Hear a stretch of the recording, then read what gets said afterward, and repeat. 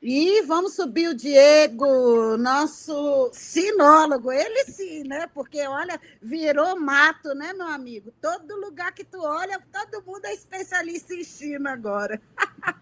É verdade. Olá, olá Yara, olá Miguel, um abraço para o Marcos, estava aqui acompanhando as análises sempre acuradas. Então, eu quero começar com uma notícia, gente, que eu fiquei emocionada, tá? Eu que tenho meus problemas aí de locomoção, tenho uma prótese no quadril, então convivo muito com pessoas paralisadas. A China, Diego, fez uma cirurgia, um método cirúrgico que implanta eletrodos, né, entre a medula espinhal e o cérebro, e 4 pessoas voltaram a andar, Diego. E assim, para mim uma tarefa impressionante isso. E ela mostra, aí eu quero entrar no assunto mesmo que eu quero tratar com você, que está rolando agora na China as 2 sessões, que é o evento político anual mais importante, que é o legislativo chinês, para a gente fazer uma comparação, né? Embora não seja tão parecido, né? E eu queria que você falasse um pouco dessas metas, desse relatório, como funciona, para o pessoal entender um pouco do sistema político chinês, Diego. Bom, Yara, as 2 sessões, elas representam, na verdade, além de um grande evento, né, o coroamento, a culminância de um grande processo político decisório, né, no qual esse é o evento, então, mais representativo. Nesse evento, se faz um relatório minucioso sobre o último ciclo de desenvolvimento, o último ano, os principais desafios, as principais contradições, e se aponta os principais caminhos para o próximo ciclo. Lembrando que esse ano encerra um ciclo de um plano quinquenal e encerra também uma das políticas mais importantes feitas pela China nos últimos anos, que foi o Made in China 2025, que inicia em 2015 e encerra, portanto, agora em 2025, e que tinha 10 eixos prioritários para o desenvolvimento da fronteira tecnológica. Um deles, inclusive, é o da saúde, que você relatou aí uma notícia surpreendente. Eu não sei se você lembra, Yara, alguns anos atrás, talvez uns 5, 6 anos, também ocorreu na China um transplante de rosto. O rosto inteiro foi transplantado. Né? Na verdade, essas divulgações que a gente tem visto ocorrer quase que diariamente, uma hora são robôs, outra hora reatores de fissão nuclear, outra hora trens de alta velocidade que alcançam velocidades recordes, outra hora é o DeepSeek, e assim sucessivamente. De novo, esse é o resultado de um projeto de desenvolvimento nacional que tem suas raízes lá na Revolução de 49, que ganha um grande impulso com as reformas na virada dos anos 80, né? Que passou por uma arrancada industrial frenética nos anos 90 e 2000, sobretudo, com custo social e ambiental, sim, porque os processos de desenvolvimento são atravessados por contradições, e que chega hoje, então, na sua fase de maturação, com um sistema nacional de inovação muito desenvolvido, com grandes empresas em diversos setores, e avançando nas fronteiras da assim chamada indústria 4.0, e desbancando os americanos, na maior parte, inclusive, das fronteiras de inovação. Diego, inclusive eu separei aqui, a partir do relatório, que o primeiro-ministro, né, chinês, como é que é o nome dele mesmo? Lin Qian. Liquian. Isso. Ele apresentou, além do relatório do que foi feito em 2024, ele também apontou as metas e diretrizes. E como o Diego falou, esse é o último ano do 14º plano quinquenal. Então, 2026 começa um novo ciclo. Então, eles estão sempre, ao longo desses 5 anos, eles estão sempre revisando, organizando as metas, né? E aí, o que ele falou para esse ano? Que o PIB vai ter uma expansão de cerca de 5%. Isso aqui me chamou muita atenção, Diego. Eles se comprometem a criar 12 milhões de empregos urbanos e que a taxa de desemprego fique em torno de 5,5%.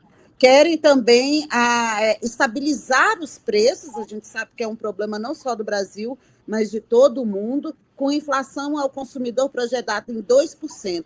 Segurança alimentar, que é um assunto super importante para a China. Produção de grãos estimada em 700 milhões de toneladas. E sustentabilidade, eles querem redução de 3% no consumo de energia por unidade do PIB e melhorias contínuas na qualidade ambiental. E você acompanha há tanto tempo, Diego, algo que me chama muita atenção é que, por exemplo, aqui no Brasil a gente tem o PPA, né, os planos plurianuais, que parece peça de ficção, né? Nada daquilo sai do que a gente vai discutir banheiro unissex, vai discutir anistia para vagabundo que quer dar golpe de Estado, mas coisas importantes para o desenvolvimento nacional, não. Fala um pouco como que é que eles constroem esse plano quinquenal, Diego. Como que a gente, por exemplo, eles já começaram a elaborar, a elencar as metas e objetivos, as tarefas para o próximo período?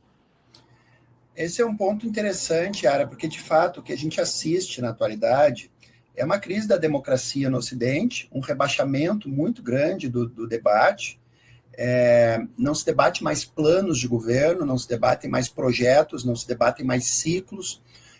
A mediatização da política e a plutocracia capturaram de tal modo o jogo político, e isso, irradiado pelas redes sociais, cria disfunções impressionantes. Os grandes temas passam ao largo. Esses dias ainda comentei, né? A Petrobras anunciou um plano de 23 bilhões de reais para a construção de 44 navios, cuja estimativa é 50 mil empregos, e isso que deveria ser o assunto a ficar debatendo, assim, porque o efeito industrial, logístico, de emprego, renda, é extremamente importante, só vira uma nota de rodapé. E aqui merece uma autocrítica do próprio campo progressista de esquerda, né, que muitas vezes se debate em pautas, inclusive engolfado pela agenda da extrema-direita, e aquilo que diz respeito ao país e à população de uma maneira geral passa ao largo. Mas voltando justamente e em contraste com a realidade chinesa, o planejamento tem norteado o desenvolvimento chinês. Então, aqueles que diziam lá nos anos 90, 2000, que a China tinha restaurado o capitalismo e que era uma economia que se movia pela lógica do mercado, me parece hoje cada vez mais claro que estavam equivocados. Quer dizer, é o planejamento governamental, são os planos quinquenais, são as diretrizes do Partido Comunista que orientam esse processo de desenvolvimento, que estabelecem as metas, e essas metas, esses números que você elencou, para quem acompanha há muito tempo, eles não são peça de ficção, usando a tua expressão, eles são cumpridos.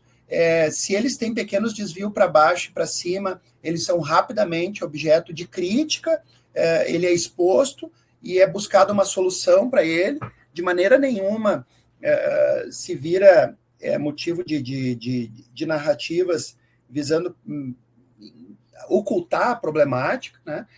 Quem observa os planos quinquenais vê que os principais dramas e dificuldades e desafios do país são colocados à luz do sol e não escondidos como uma narrativa oficiosa. Você citou o tema da questão ambiental, que de fato é um tema crucial, e desde lá de 2008 eles cunharam e colocaram na Constituição o termo de civilização ecológica, e vem trilhando esses caminhos em várias fronteiras: recuperação de recursos hídricos, melhora da qualidade do ar, recuperação de áreas degradadas, reflorestamento, aumento da eficiência energética, e isso vem sendo trilhado com planos específicos.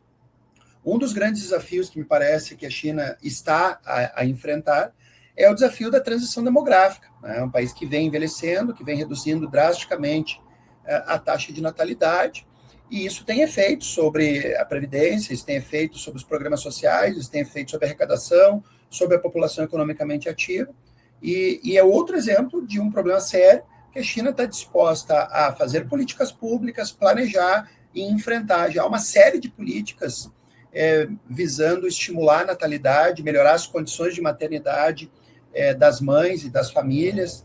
Então, ou seja, essa elaboração, que também não cabe, para quem pensa que cabe a meia dúzia de iluminados fazer o planejamento, né?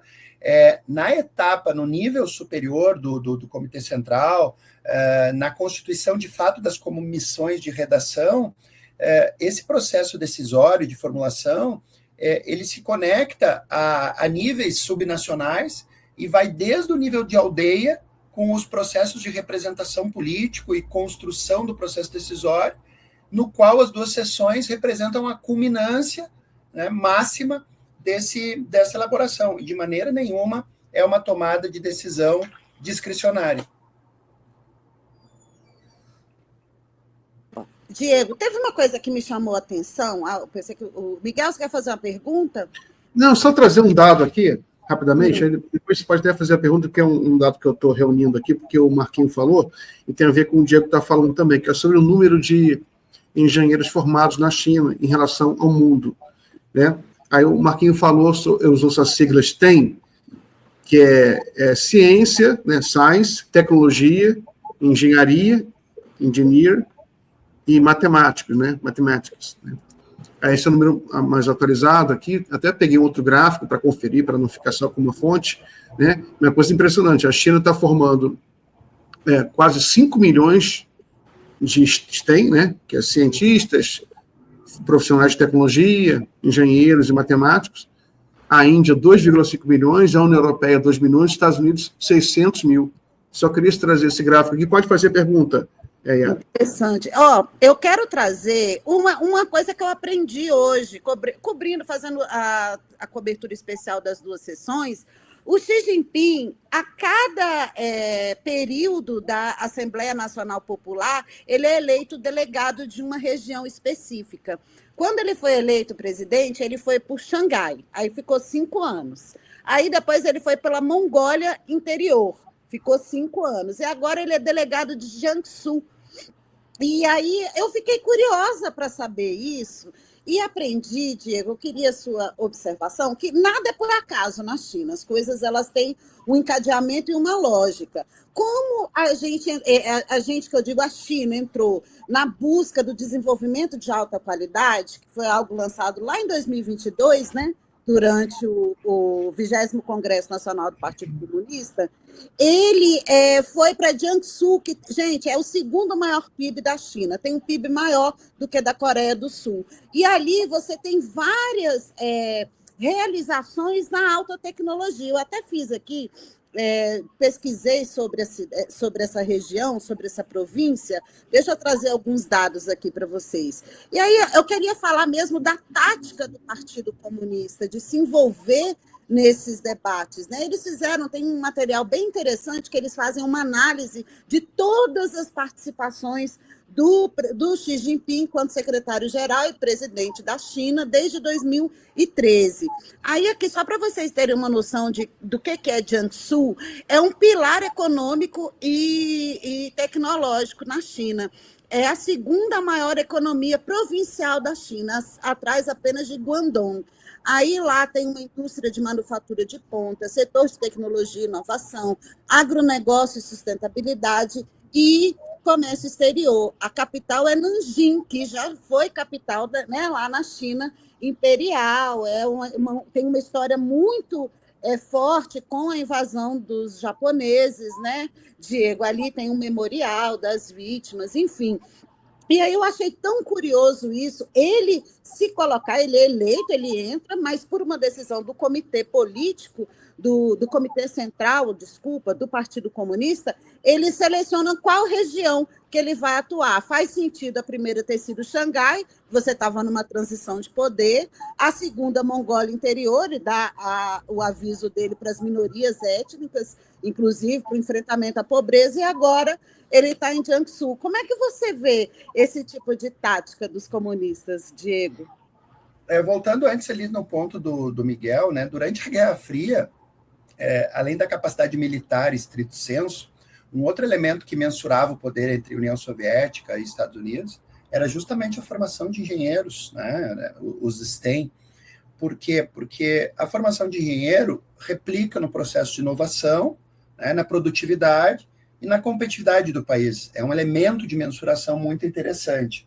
E quando a gente vê esse dado que o Miguel trouxe, né, ele é um pilar determinante do Sistema Nacional de Inovação chinês e também uma das explicações pelas quais o cerco dos Estados Unidos ao desenvolvimento de semicondutores seria um fracasso, e a gente veio falando isso lá desde o início da batalha dos semicondutores, né? Buenas, sobre essa questão aí dos arranjos políticos da China, né, a gente vê o planejamento em todos os níveis, né? Planejamento para enfrentar a questão da integridade territorial das minorias e da pobreza, que é o tema de pesquisa da ISIS, a criação de tecnopolos, né, já que você trouxe o caso de Jiangsu, a China criou vários tecnopolos, vários vales do silício, né? A China tem Shenzhen, a China tem vários tecnopolos em Xangai, tem tecnopolo em Chongqing, tem tecnopolo em Nanjing, em Pequim tem várias áreas, e esses clusters de inovação, percolado por diversas incubadoras, tem sido esse elemento de inovação. Então, às vezes a gente vê big techs no topo do processo de inovação e competindo com os Estados Unidos, como Alibaba, Tencent, Huawei e outras, mas fruto desses ecossistemas de inovação e dessa estratégia que você citou aí do Xi Jinping, também surgem startups e pequenas empresas com grande capacidade de inovação, que é o caso da própria DeepSeek, né? Ou seja, a China, de fato, tem criado uma estratégia de desenvolvimento e de inovação muito importante e que reflete, e eu faço questão de afirmar, só estou colocando o carregador aqui, que é fruto, de novo, de planejamento e não geração espontânea e não livre mercado, e isso explica porque a China conseguiu retirar a vantagem que o Ocidente tinha, enquanto hoje os países ocidentais se debatem diante do rentismo e da incapacidade de inovar e de rever os seus processos de desenvolvimento, envelhecimento da infraestrutura. A China caminha a passos largos e cada dia produz uma notícia surpreendente, como algumas aí que a Yara trouxe. Essa de fazer paralisado andar, gente, eu confesso, eu fiquei emocionada, viu? Fiquei emocionada, porque quem conhece a história dessas pessoas sabe que alguns segundos muda a vida delas e é uma sentença, né? Então, muito importante. E tem sido muito popular, Yara. Eu tenho acompanhado também a robótica chinesa. Eles têm usado muito exoesqueleto, né, que se chama, né, exoesqueleto para os idosos ou pessoas com problemas de locomoção, né? Aí pessoas idosas, por exemplo, estão usando muito para escalar a muralha da China, né, que são muitas escadarias, que o pessoal bota aquele exoesqueleto e pode passear junto com os parentes mais jovens até lá em cima, ou para passear pelas ruas, né? E a robótica chinesa até lidera o mundo hoje, né? Isso é uma coisa impressionante. Diego, tem aqui uma notícia que eu coloquei no nosso grupo lá, que é sobre a diplomacia chinesa, que ela é muito assertiva e tem respondido de forma muito assertiva aos Estados Unidos, né, que aumentou. Eu até brinquei aqui com a questão das tarifas do Trump, que ele ameaça o México, ameaça o Canadá, depois volta atrás. No caso da China, não está voltando atrás. No caso da China é real, né? As tarifas agora chegaram a 20%, começou com 10%, agora está aumentando mais 10%, e no caso da China, a hostilidade do Trump não está sendo apenas verbal, está sendo real, né? Isso é muito grave. A China é uma economia, um país com 1,4 bilhão de pessoas, isso pode gerar problema econômico na China, então é muito grave. Enfim, a China está retaliando de forma diplomática, verbal e também com sanções, com tarifas contra os Estados Unidos. Aí teve essa fala de um dos porta-vozes do Ministério de Relações Exteriores da China muito forte, né?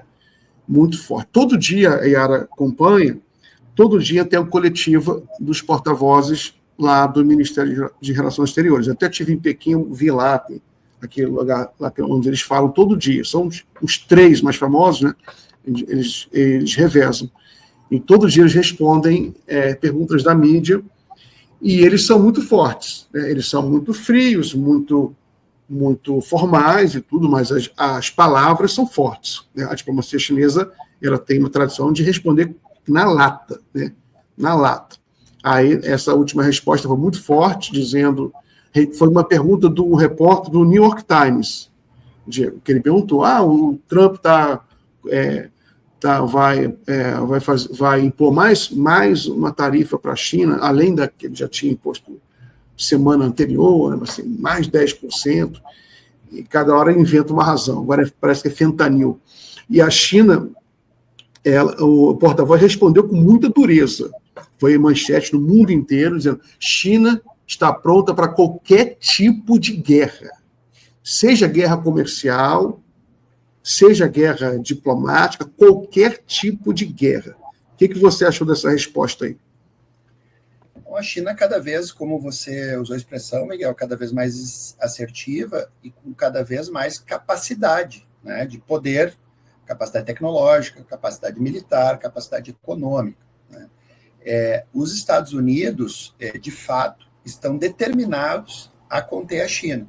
Talvez esse seja o único consenso entre as elites do Partido Republicano e Democrata desde o Obama. Né. Antes da Primeira Guerra Comercial, ali por volta de 2016, os produtos chineses pagavam em torno de 3% para entrar no mercado americano. Com essa sucessão de tarifas, de tarifaços, na Primeira Guerra Comercial e agora na Segunda Guerra Comercial, a média subiu para quase 40%. Ou seja, muito além de bravata, a estratégia de tentar conter a China, isso no âmbito comercial, fora o que a gente já sabe no âmbito tecnológico, no âmbito militar, as tentativas de produzir movimentos separatistas na China, e a gente poderia ficar listando uma série de outras iniciativas. A China, por outro lado, tem clareza que esse endurecimento vem vindo e vem passando de governo a governo e de partido a partido nos Estados Unidos. E a China tem buscado, a partir disso, e foi o tema que eu escrevi hoje no Twitter e no Fios de China, justamente utilizar estas circunstâncias para aprofundar processos de autossuficiência tecnológica, de redirecionamento do seu comércio, né, de modo a diminuir o impacto dos tarifaços dos Estados Unidos sobre o mercado chinês. E me parece que a China tem feito com muito sucesso, né, tanto do ponto de vista tecnológico quanto do ponto de vista comercial. A participação dos Estados Unidos no comércio chinês caiu de 17 para 11 nas últimas 2 décadas. Isso é quase a metade, é uma queda substantiva. E, por outro lado, cresceu muito com o sul global. Né? Obviamente, a América Latina, a África e a Ásia representam mercados gigantescos, que crescem até a taxas superiores ao mercado dos Estados Unidos e da Europa, e representa uma oportunidade muito importante, e me parece que é por aí que a China vai pavimentando a nova Rota da Seda, em alguma medida isolando os Estados Unidos e a Europa Ocidental. Inclusive, Diego, a gente ouviu muito ali no governo Biden o tal do decoupling, né? Temos que nos afastar da China. E assim, a impressão que eu tenho é que quem se desacoplou da economia mundial ou está num processo foi exatamente os Estados Unidos e não a China. E assim, o que me chama a atenção, e voltando para o nosso outro papo, a questão do planejamento. Em 2020, depois que terminou, eles acabaram com a extrema pobreza, o Xi Jinping anunciou a dupla circulação, você lembra? Falou, olha, a gente não pode mais depender tanto do mercado externo, a gente precisa criar um mercado consumidor interno. Aí criou-se essa história de dupla circulação.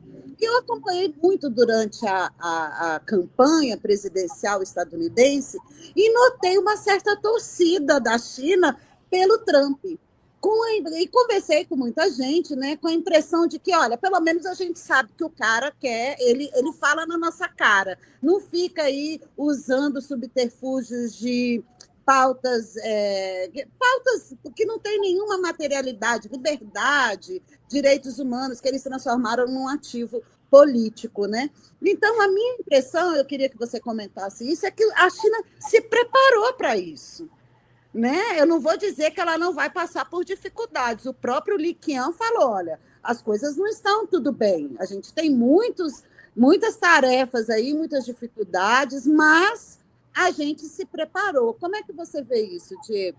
Eu vejo dessa forma também, Ara. Acho que a China está fazendo do limão uma limonada, como se diz, está aprofundando o desenvolvimento tecnológico, buscando diversificar o comércio, né? E o fato do governo republicano tirar qualquer véu, né, qualquer narrativa, como você disse, e expor a crueza, digamos assim, da estratégia americana, né, por um lado, facilita para a China responder aos seus desafios internos, e, por outro lado, cria condições para ela assumir uma certa liderança internacional, porque a proposição do Trump é no sentido de erodir qualquer tipo de governança internacional, qualquer tipo de concertação multilateral.